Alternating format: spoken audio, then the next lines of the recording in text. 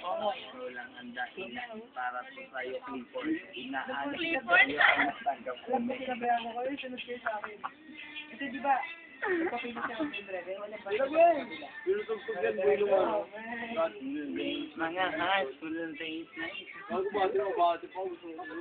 Diyan pangit. Bago mo graduation, hindi alam mo, hindi ko lang Napasok mo ano? ano pala, hindi. Mga high school days na ito. Ang papatay na. Hindi, ano. Ganda nito. Gusto ko yung So, yung kwento. Hindi na. At marami. Ganito pala. Ang tinamaan.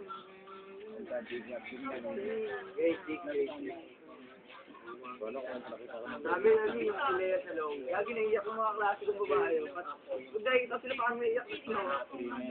Bago ko yun, ako nahanap yung Papalit.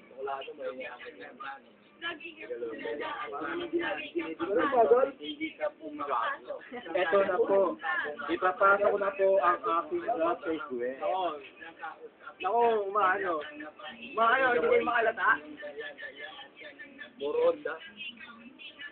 Pasalamin nga ako. Oh, yeah. Nirate din yung babae. Minsan, ano rin Nirate sa yung tatay niya. Ano ba? Yung kwento pa. Pakinggan mo siyang kwento. Ang ganda ng kwento niya.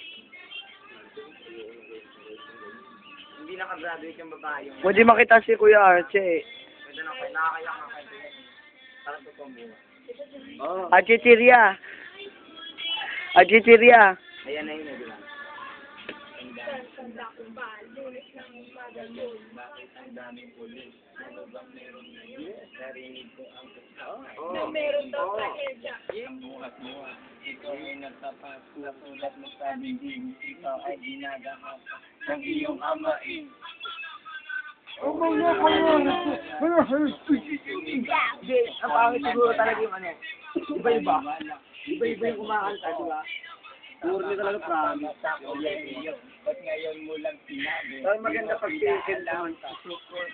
Kaya hindi ako makakanta, di ba? Ala-ala Ulit na ito, aray.